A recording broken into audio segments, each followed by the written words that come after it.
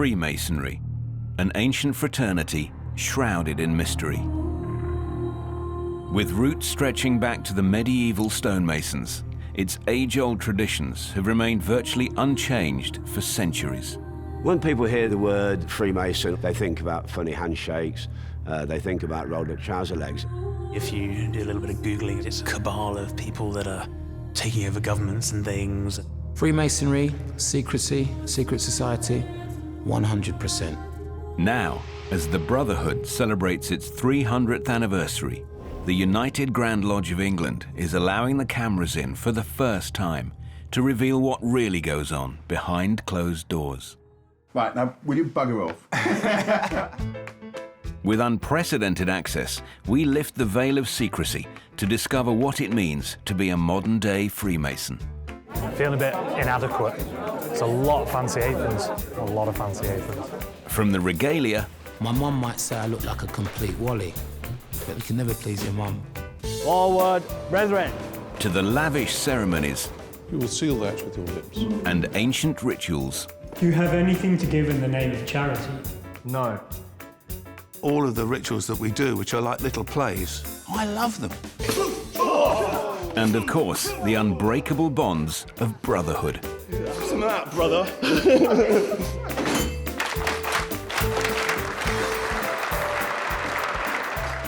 Describe it, you go, why would anyone want to do that? But once you're in it, you get it.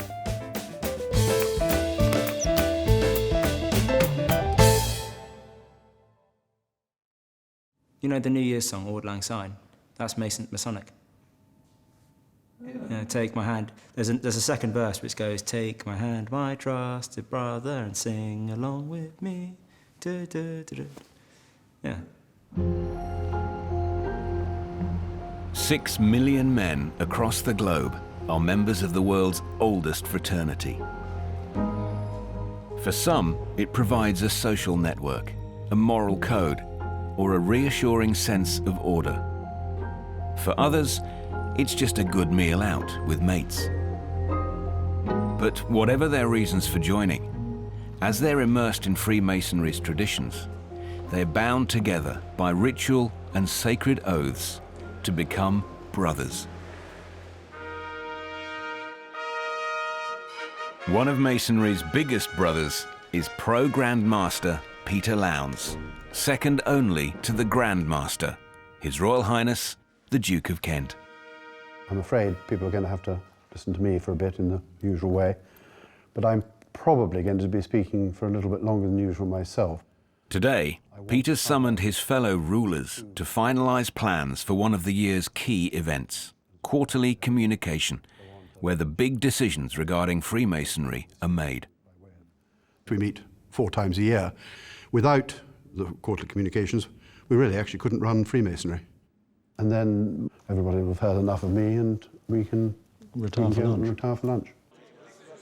Processing these Masonic titans into the Grand Temple and choreographing the entire event is the considerable responsibility of the Grand Director of Ceremonies. Brethren, would you like to take a seat, please? The aptly named Oliver Lodge. Unless you're guest speakers, you're in the wrong seat. It's my job to direct Grand Lodge. So that means that it's for me to make sure that everybody knows what they're going to do and that they're in the right place at the right time. I need to be able to deal with the situation if something goes wrong. You're on your way in at the back at the moment, is that right? In which case you'll no doubt want to have the end seat rather than one in. Being Grand Director of Ceremonies in the United Grand Lodge of England is, without question, the best job in the whole of world Freemasonry, because everybody has to do what you tell them to do. Over the past 9 years, Oliver has presided over more than 40 major ceremonies. Right, brethren, let us do simple things well, such as remaining in step, so that this looks impressive. Right, let's try it. Heads up, you're Grand Stewards now. At this time every year, Oliver must break in a new team. Shambles at the back.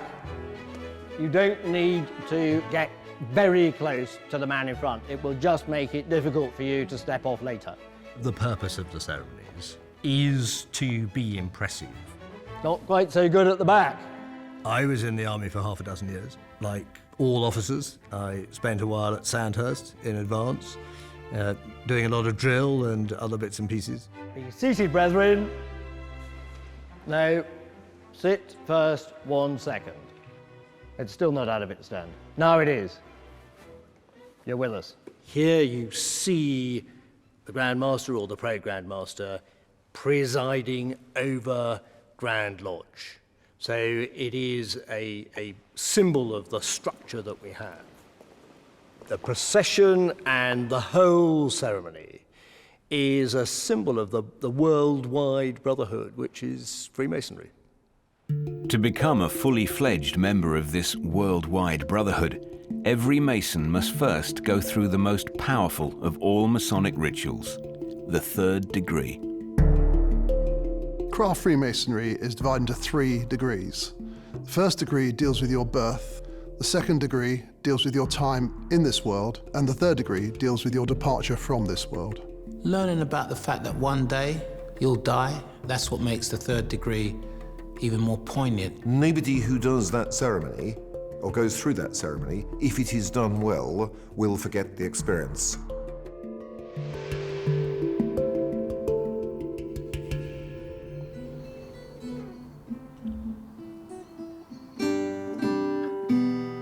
Although I do play a mean Rowan Keating, but I'll avoid that. I can't sing.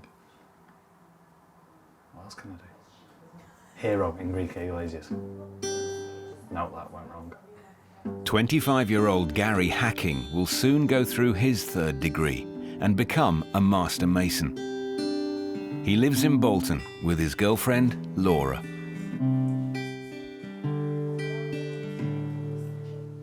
I'm not singing the rest of it, ever.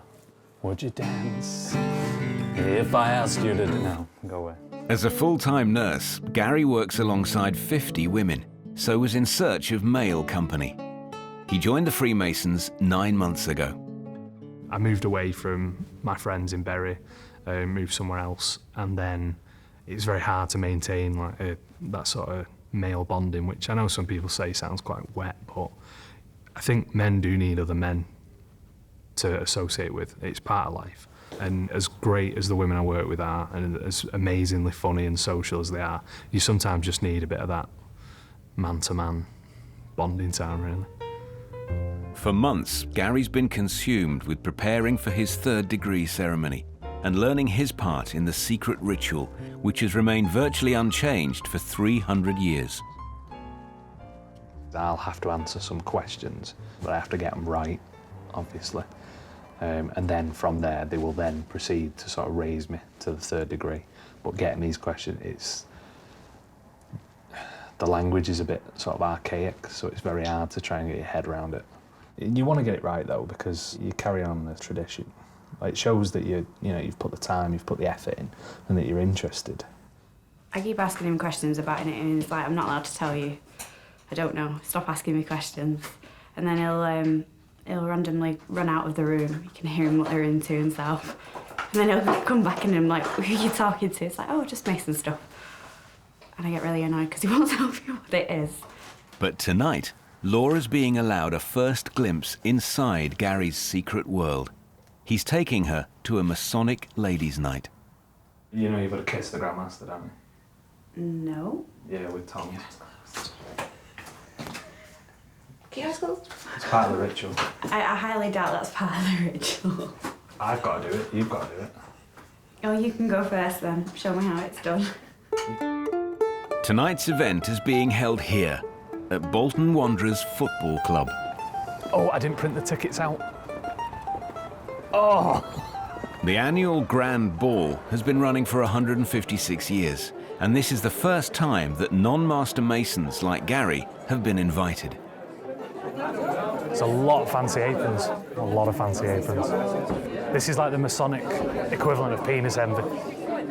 In Freemasonry, the apron signifies rank. Gary's currently second degree, so he wears the slightly underwhelming Fellow Craft apron. Ladies and brethren, will you please stand to receive the President of the 156th Grand Masonic Festival and Ball, Right Worshipful Brother James Anthony Harrison and Mrs. Maureen Harrison. Ladies' nights in Masonry are not only a chance for long-suffering wives and partners to see what their men get up to, they're also meant as a thank you for their indulgence and support. The climax to the evening is the 150-year-old Grand March, when over 1,000 Master Masons and their partners parade around the ballroom, though no one really knows why.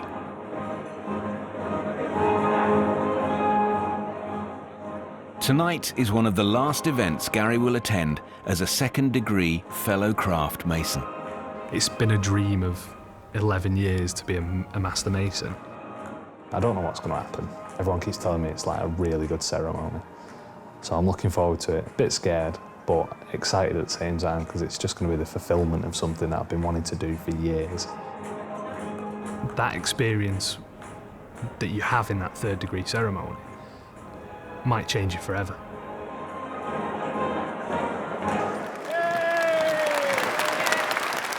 When I go through the third, it's going to be big.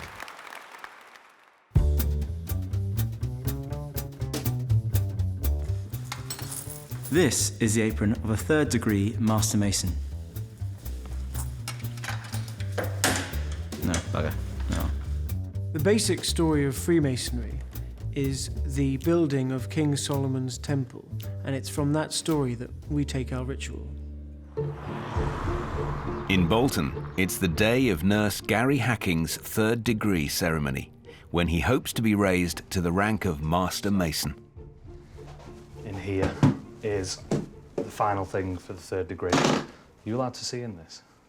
You are, right, okay.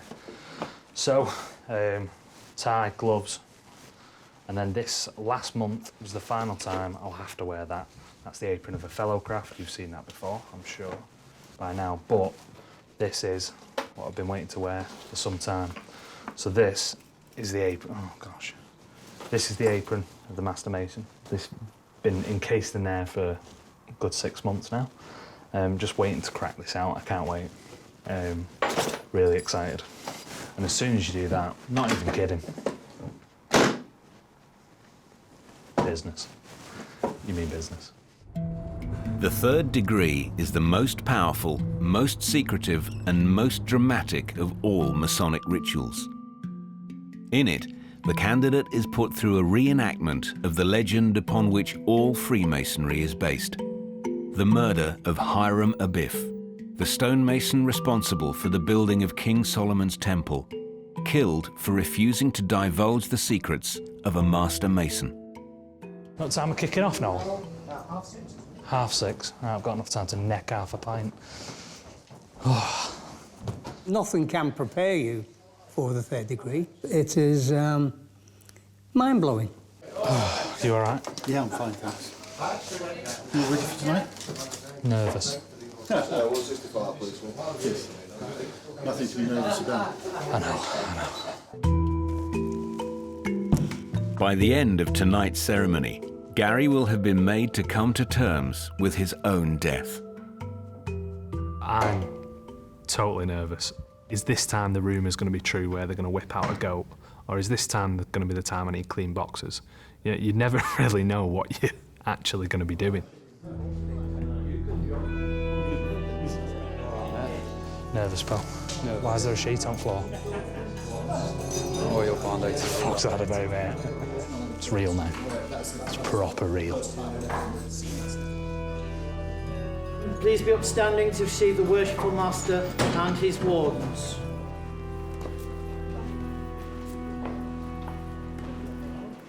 To preserve the mystery and drama for future candidates, the third degree ceremony must remain secret.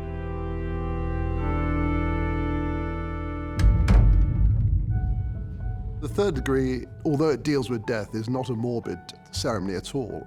Quite the opposite. It's an enlightening ceremony. It looks at your departure from this life and your rebirth into life in the future. You, as a brother, experienced something which happened to our master, Hiram Abiff, being slain. There is a grave And in this country, that grave is always empty and just has the emblems of mortality displayed upon it. Rebirth comes into it very strongly because you're brought back to life, as it were, within that ritual. In Ireland, somebody is actually lowered into a grave, as they do up in Cambridge, and they walk across the top of the grave while a gong sounds.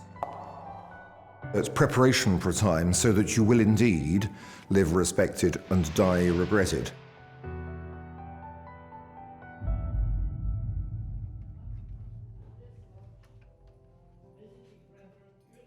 Part of the ceremonies is understanding that your life is finite and you have to deal with that in your own way.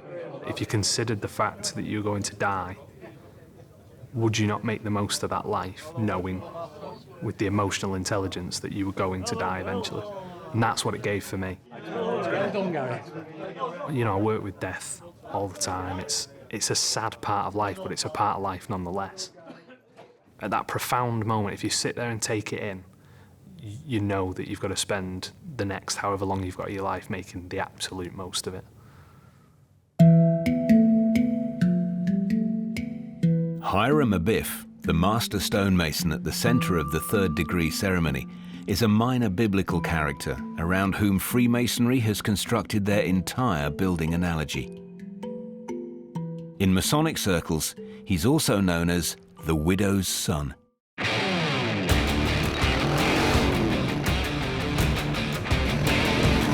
These hairy bikers are all Freemasons. They're known as the widow's sons. Members must have passed through their third degree ceremony and be fully fledged Master Masons. But as the sons gather for one of their charity bike rides, there's one notable absentee. Their leader, Peter Younger. Raised a Freemason, branded a widow's son. The pinnacle of my Freemasonry was joining the Widow's Sons. It's just a brilliant organisation. The strength of friendship is just unbelievable. And it's some of the happiest times of my life has been through its membership. And although I've put an awful lot into Widow's Sons, what I've gained back from it's just been immeasurable. But recently, outings with his biking brothers have been rare. Just before Christmas in 2015, while out with his wife, Anne-Marie, tragedy struck. This is Anne-Marie and I. This was actually taken just before she collapsed. We were at a black tie Christmas function. We hadn't been there long. We'd gone to the bar, reception drinks, and we're walking along to the dining room, and we stopped for a photograph to be taken. And just as the photograph was taken, she says, "I don't feel well," and she collapsed. She was taken off into her recovery room, and I never saw her again, alive.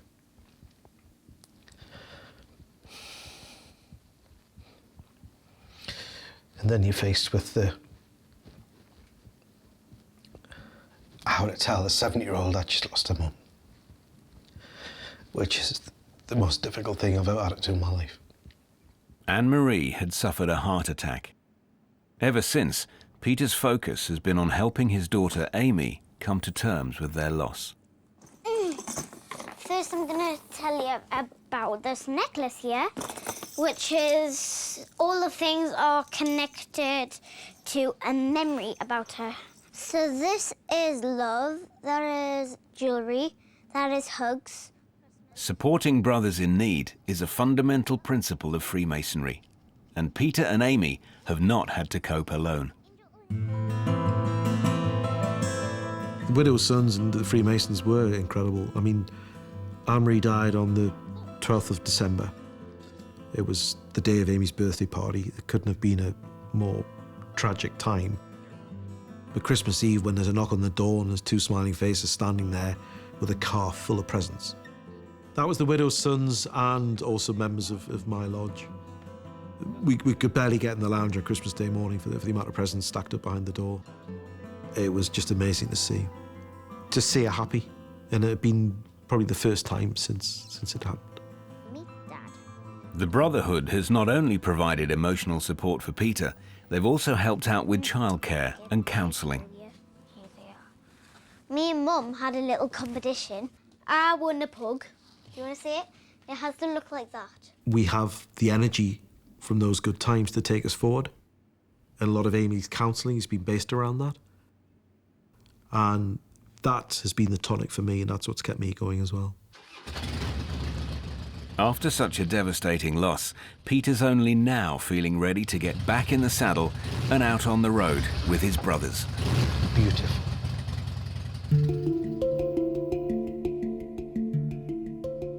The bond that exists between men in Freemasonry is really a brotherhood. Your friends, your colleagues in the lodge are your brothers. The bond between Freemasons is unique. I don't think there's any other organisation that's quite the same.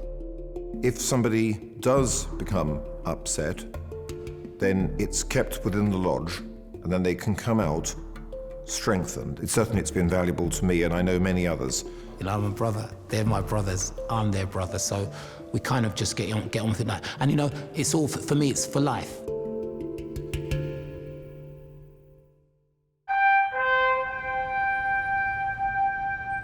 Brotherhood is woven into the very fabric of Freemasonry. In London, Freemasons' Hall itself is a monument to this belief in comradeship. It was built as a lasting memorial to the 3,000 English Masons who died during the First World War. The United Services Lodge, the Old Wellingtonian Lodge, and Tow Law Lodge, a lodge which comes from a small town in County Durham. When the war ended in 1918, 350 new lodges were set up as traumatized ex-soldiers sought out Freemasonry to recreate the camaraderie they'd experienced in the trenches. Grand Director of Ceremonies, Oliver Lodge, is himself an ex-army officer. I think there is an appeal because there is that fellowship of men, but also there is a sense of order about Freemasonry. And so in some respects, that reflects service life. Many servicemen serving and retired become Masons. That is the case now, and it was the case before.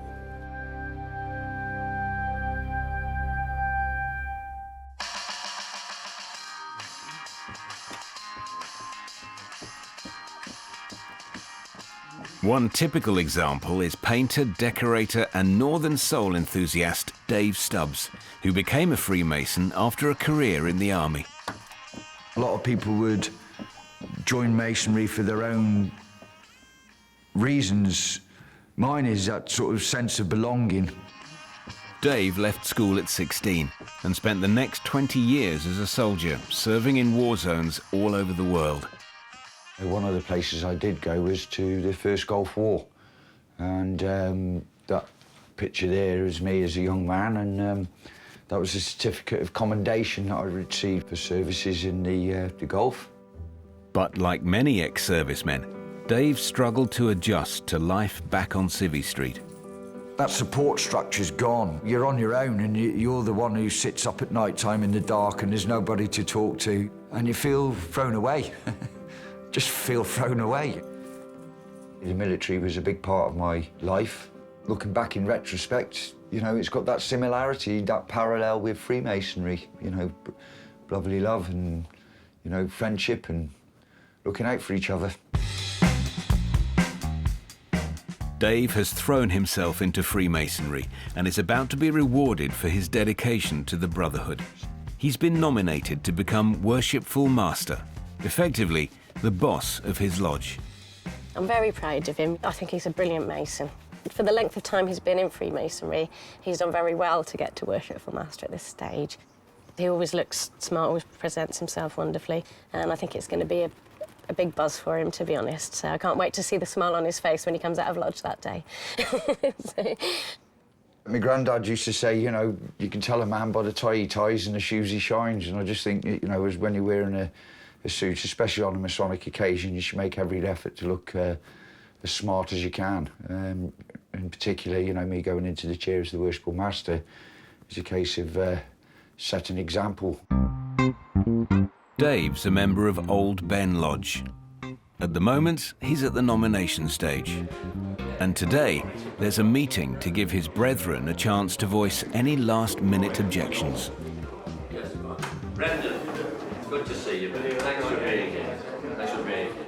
He's still, to use an old expression, he's still wet behind the ears, and he's going to mature into the role. Handling proceedings is Old Ben's Director of Ceremonies, Phil Niblock. The role of a master in a Freemasons lodge is to maintain the standards of his lodge. That's important, and I get involved in that to remind him, if necessary, what those standards are. But he's there to lead.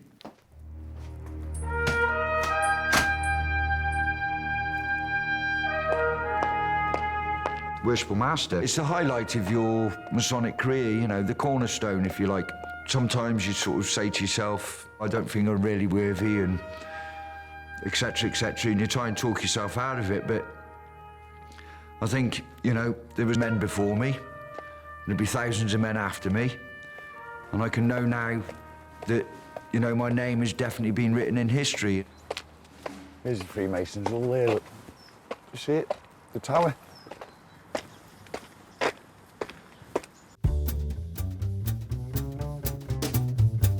The third degree involves close questioning, which is where the term giving someone the third degree comes from.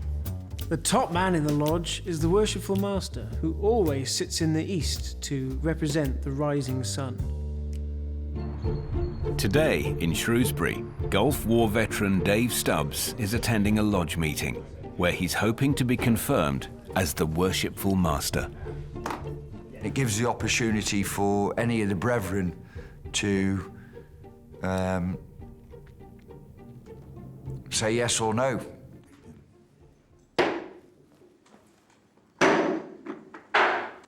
Brethren, we'll take item 8 on the agenda. Unless there is a nomination or any brother calls for a ballot to declare the senior warden, Brother David Stubbs, as Worshipful Master-elect for this lodge for the ensuing year. Are there any other nominations?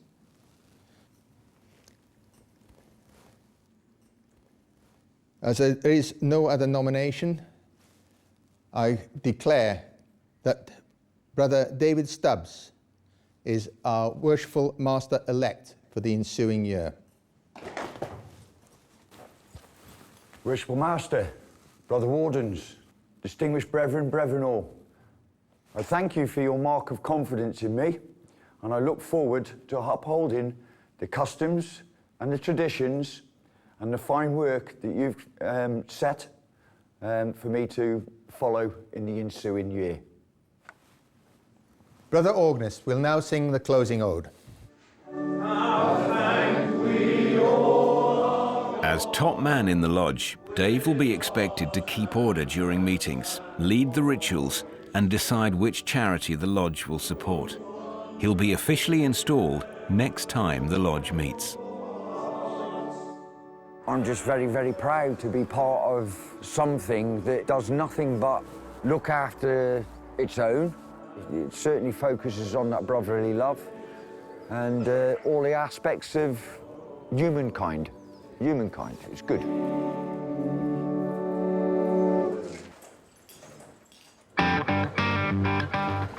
In Newcastle, Widow's Sons leader Peter Younger is also looking forward to a big day. Since losing his wife, his motorbiking brothers have taken a back seat. Due to recent events, I have been able to get out on as many rides as I would like to, but I always make sure that that one date in the year, every year, the Widow's Sons National Rally, come hell or high water, I will be able to attend. Today, with daughter Amy staying with friends, Peter can hit the road.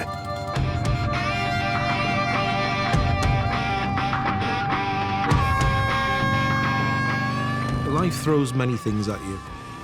For some people, they might hit a bottle of whiskey. For other people, they might go out for a meal. For me, to climb on board a motorbike is just incredible.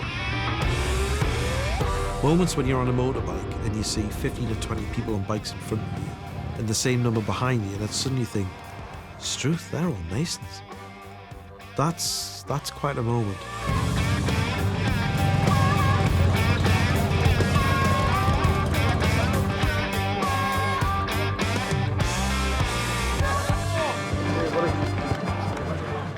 The best thing about the Widow's Sons I personally have experienced is just the people I've met through it.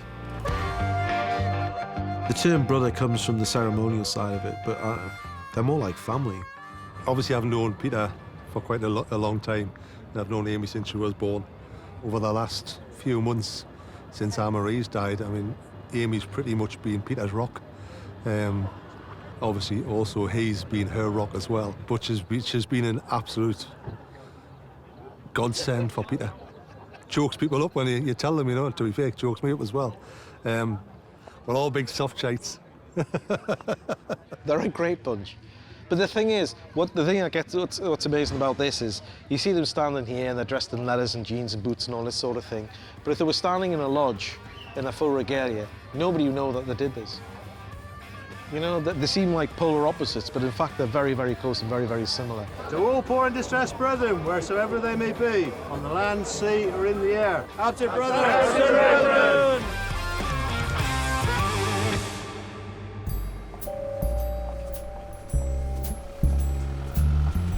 At Freemasons Hall in London, 1,400 of the Brotherhood's leaders are assembling for their quarterly communication. When you see the end of the column go past you by a couple of yards, that's the moment for you to proceed and follow them. OK, let's get clad.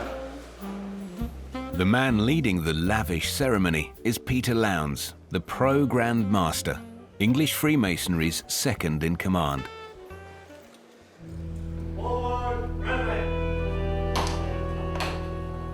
Despite appearances, quarterly communication is really just a run-of-the-mill business meeting. Anything that's done for Freemasonry has to be voted on and passed and agreed by Grand Lodge.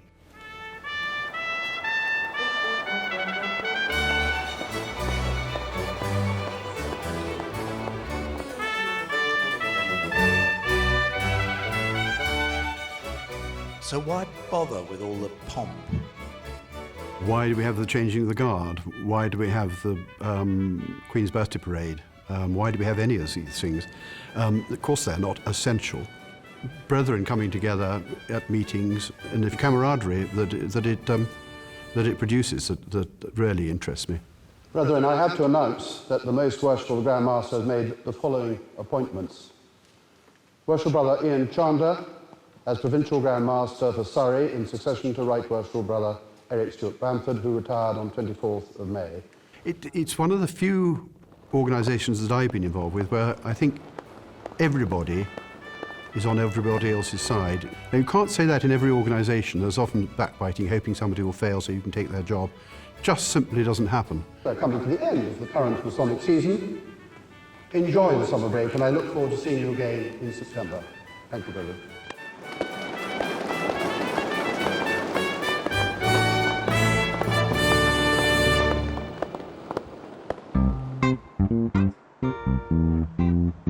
A little further down the Masonic hierarchy, in Shrewsbury, it's a big day for Gulf War veteran Brother Dave Stubbs. He's about to become the worshipful master of his lodge. I think he's unnecessarily nervous, to be honest. I think he'll be absolutely fine. I have every faith in him. It was the first time Dave came in the pub dressed in his Masonic stuff, and I thought, oh. Didn't see many men in the pub in a three-piece suit, I tell you. But, yeah. Dave's been working towards this moment since he first joined Freemasonry 8 years ago. I think I'm going to be quite overwhelmed in some ways because, you know, the support that I've got and the people that are attending today, like I say, they're looking out for me, and I think I'm going to be quite overwhelmed and quite touched. See you later. Have a good day, you'll be fine. I know. Yeah, All right. Love you too. Bless you. See you later, Bob. Take care.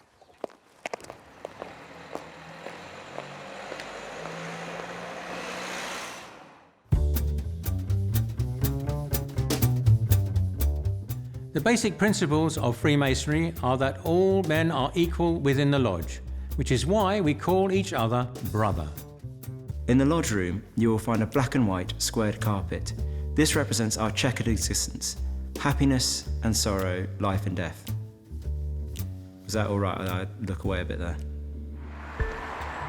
Former Lance Corporal Dave Stubbs, veteran of the First Gulf War, painter and decorator, and dedicated Freemason, is about to be made the 24th Worshipful Master of Old Ben Lodge in Shrewsbury.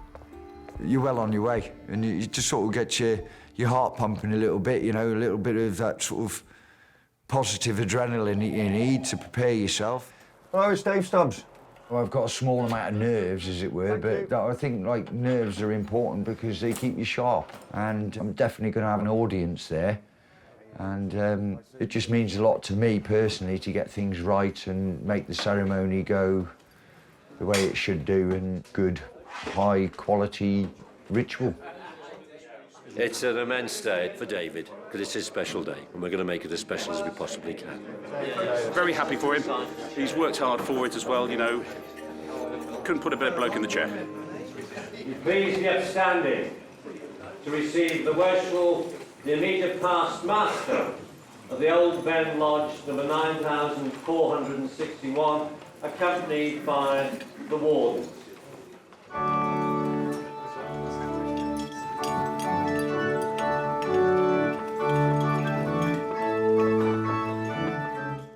During this 2-hour ritual, Dave will receive a new apron, a new collar, and a gavel.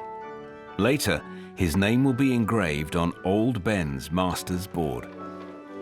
Worshipful Master, you having been installed in the chair of this worthy and worshipful lodge, cannot be insensible to the obligations which devolve on you as its head, or to your responsibility for the faithful discharge of the duties annexed to the appointment. These ancient words remind the new master that his conduct must always meet the standards expected of the leader of a lodge. You will be enabled to lay up a crown of joy and rejoicing, which will continue when time with you shall be no more. And may God give you strength and health to perform the duties of your high office with satisfaction to yourself and advantage to your lodge. So mote it be.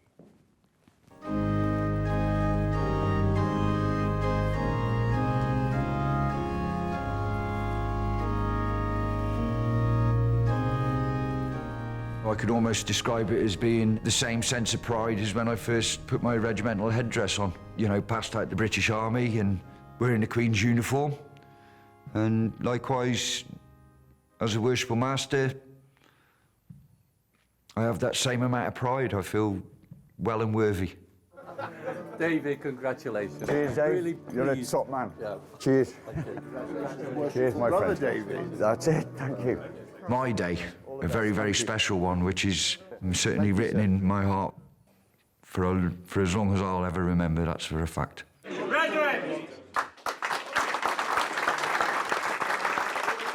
Dave's first role as Worshipful Master is to preside over the lodge's post-ceremony banquet, known as the Festive Board.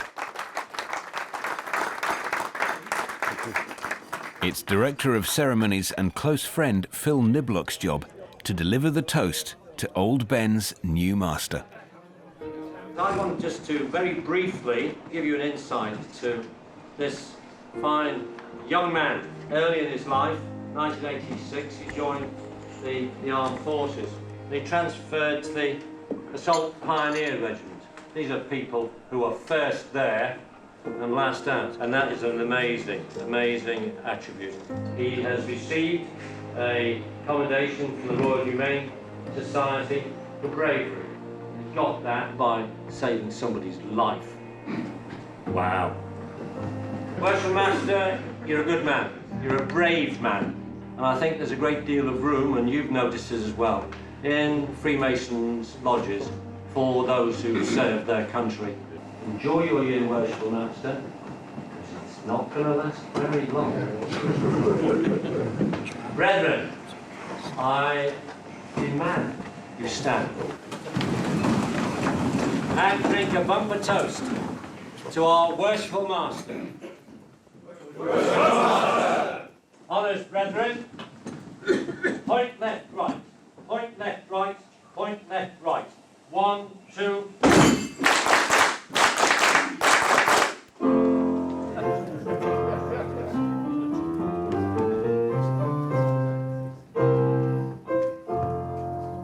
We have toast in the craft among others. The way that Phil delivered his speech, it just sort of reminded me that I have done a few things in my life, and I'm not just Dave Stubbs, the painter and decorator, who gets dressed up in the morning, goes to work at 7 o'clock and comes home at 5. Beloved by us all on the square, may your name in the craft with all honour be quaffed, and prosper the art everywhere. Get on that chair. Here's a health to our worshipful master, beloved by us all on the square. I just could feel the genuine brotherly love, you know, the genuine belief in me. And I was quite overwhelmed, really, by the whole experience. The art everywhere.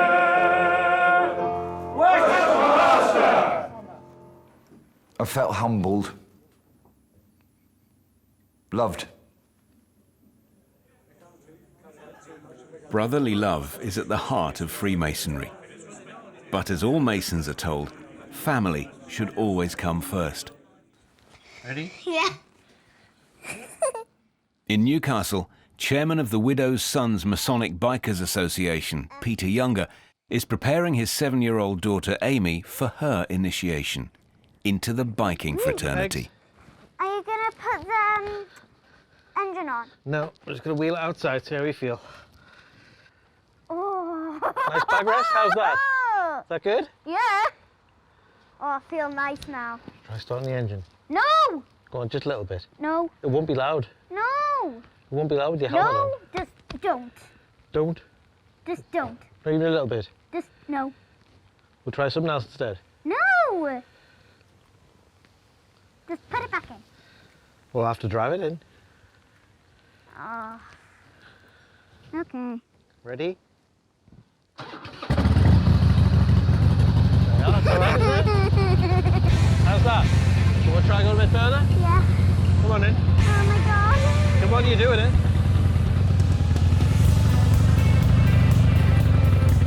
Hey! Woo! I'm scared.